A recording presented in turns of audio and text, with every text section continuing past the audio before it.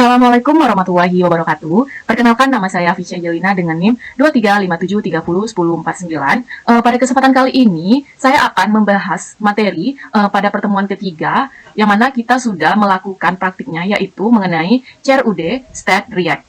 Nah, yang pertama itu kita akan membahas terlebih dahulu mengenai styling pada React. Nah, secara umum ada dua cara untuk menggunakan CSS di React.js, yaitu dengan membuat file CSS terpisah atau menggunakan inline styling. Nah, lalu pembuatan file CSS terpisah memungkinkan kita untuk menulis kode CSS yang terorganisir dan mudah dikelola.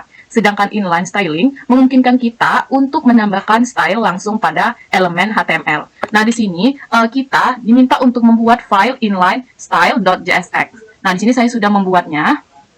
Nah, di sini saya akan menjelaskan sedikit mengenai codingan yang ada pada inline style.jsx ini. Nah, yang pertama itu ada import React from React, yang mana ini bisa menggunakan fitur React. Lalu ada const inline style yang membuat komponen fungsional bernama inline style. Lalu ada const style yang mana di sini membuat objek style yang berisi properti CSS untuk elemen div, yang mana terdapat warna teks, background color, yang mana terdapat color, background color, terus ada padding, dan juga ada border radius.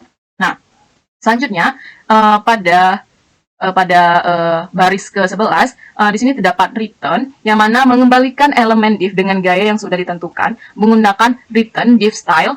Nah, seperti ini. Lalu yang terakhir ada export default inline style, yang mana ini mengekspor komponen agar bisa digunakan di file lain. Lalu di sini kita diminta untuk membuat file itu external style.css. Nah, di sini saya sudah membuat file eksternalnya dengan nama external style.csx, yang mana terdapat codingannya itu seperti ini.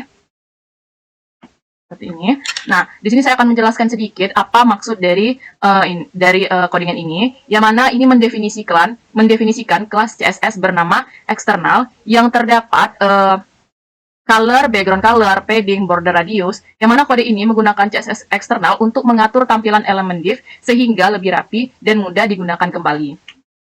Lalu, kita diminta untuk membuat file external style.jsx. Nah, yang mana ini adalah codingannya. Nah, apa sih fungsinya?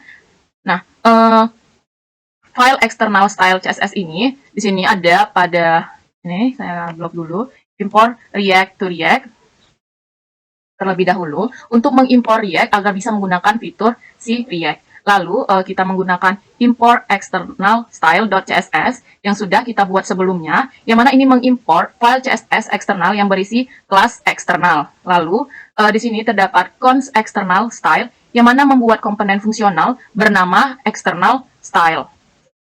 Lalu ada return div class name eksternal, yang mana ini mengembalikan elemen div dengan class name eksternal, yang mana kelas ini akan mengambil style dari file eksternal style.css. Nah, yang terakhir ada export default external style, yang mana mengekspor komponen agar bisa digunakan di file. Selanjutnya, kita diminta untuk membuat file module style.module.css. Nah, di sini saya sudah membuatnya. Nah, di sini untuk mendefinisikan kelas CSS bernama modul. Nah, ini seperti ini mendefinisikannya. Lalu terdapat color, background color, padding, border radius. Nah, selanjutnya kita diminta untuk membuat modul style.jsx. Ini modul style.jsx. Nah, terdapat import React from React, yang mana mengimport React agar bisa menggunakan fitur React. Lalu ada import style from modul style.module.css, yang mana ini mengimport file CSS yang modul yang berisi kelas modul yang telah kita buat sebelumnya. Setelah itu kita membuat komponen fungsional bernama modul style dengan menggunakan const module style. Nah, setelah itu terdapat return div class name style modul, yang mana ini mengembalikan elemen div dengan class name dari CSS modul menggunakan style modul agar CSS hanya berlaku untuk komponen ini. Nah, ini kita menggunakan style modul. styles.module. Nah, yang terakhir ada export default module style, yang mana ini mengekspor komponen agar bisa digunakan di file lain. Nah, selanjutnya kita akan gabungkan dalam apps.js, yang mana semua file-file ini kita gabungkan ke dalam apps.js. Nah, di sini saya sudah menggabungkannya. Nah, seperti ini, menggunakan return. Nah, apa sih fungsi dari codingan ini? Nah, di sini kita terlebih dahulu nih kita mengimport inline style from inline style, terus kita mengimport external style, lalu kita mengimport module style. Nah, ini kita mengimport komponen-komponen yang akan kita gunakan. Nah, lalu di sini terdapat codingan seperti ini. Seperti ini, yang mana untuk membuat komponen utama apps. Nah, di sini kita menggunakan styling inline CSS, lalu styling menggunakan CSS external style, lalu kita menggunakan CSS module. Nah, setelah itu kita jangan lupa export default apps, yang mengekspor komponen apps agar bisa digunakan dalam aplikasi React. Oke, selanjutnya kita diminta untuk membuat komponen produk CRUD, yang mana kita diminta untuk membuat file baru, yang mana terdapat masukan kode fungsional komponen ke dalam produk csud.jsx. Nah, di sini saya sudah membuatnya, codingan dari produk crud.jsx ini. Nah, yang pertama kita tidak lupa untuk import terlebih dahulu useState dan useEffect from React, yang mana useState ini digunakan untuk menyimpan state di dalam komponen, sementara useEffect digunakan untuk melakukan side effect seperti fetching dari data dari API. Nah, selanjutnya kita deklarasikan komponennya ke dalam product management. Nah, lalu komponen yang akan mengelola daftar produk dengan fitur CRUD. Nah, jangan lupa kita definisikan state.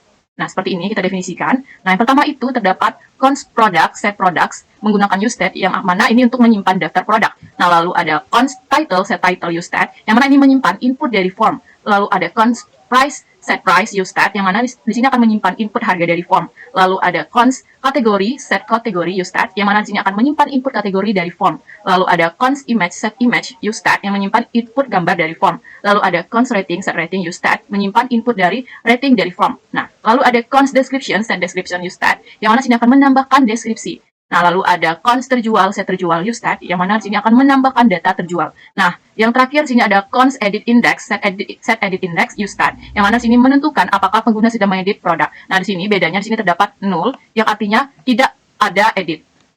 Selanjutnya, di sini menggunakan useEffect, yang mana dijalankan hanya sekali saat komponen pertama kali dirender.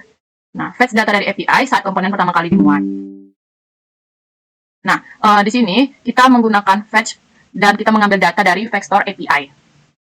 Lalu, kita mengambil hanya rating rate karena API menyimpan rating sebagai objek. Nah, seperti ini. Nah, di sini description item description tidak ada deskripsi. Ini diberikan default jika kosong. Lalu terjual item rating, yang mana jumlah review yang bisa digunakan sebagai data jumlah terjual. Lalu memanggil count dari API sebagai jumlah terjual. Nah, lalu pada line ke-35 terdapat set product format data, yang mana memperbarui state dengan data yang diformat.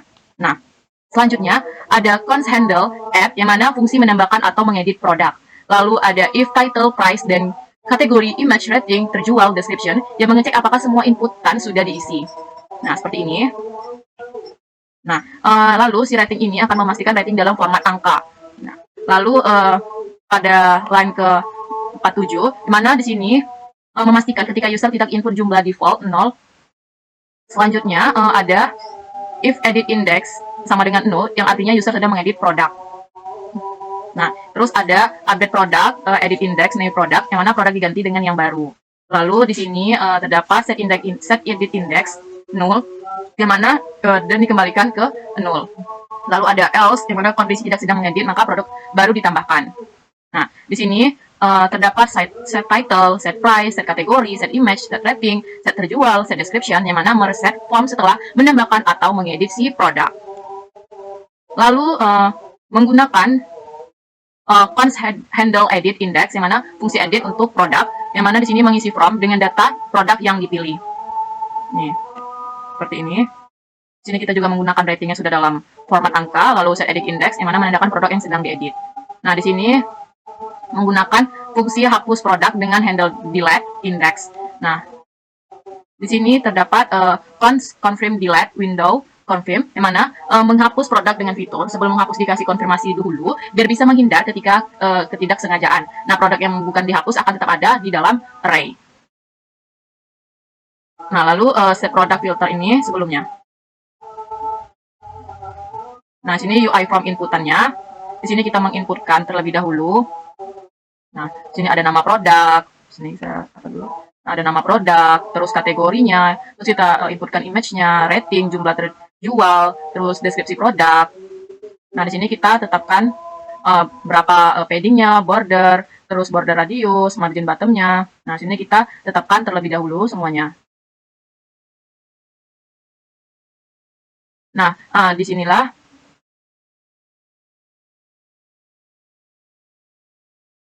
di sini kita mengedit dengan menggunakan yaitu background color, padding, border, margin bottom, border radius.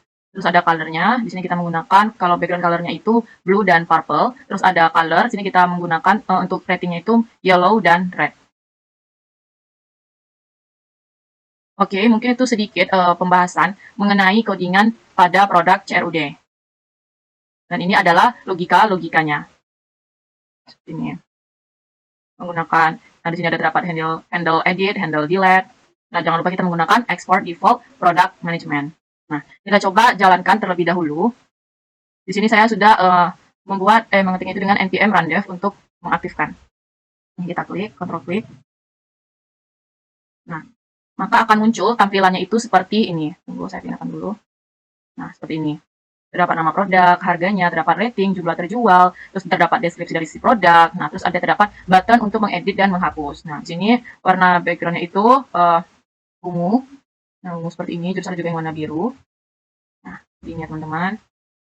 Nah, ini yang di atas paling atas itu adalah form untuk kita menambahkan si produk. Nah, ada nama produk, kita inputkan, harga produknya berapa, terus kategorinya apa, kita tambahkan URL gambarnya, kita masukkan rating, nah terus berapa sih jumlah produk yang terjual. Nah, yang terakhir itu ada deskripsi si produk, lalu kita klik tombol buttonnya itu tambah produk, maka akan muncul produk terbarunya.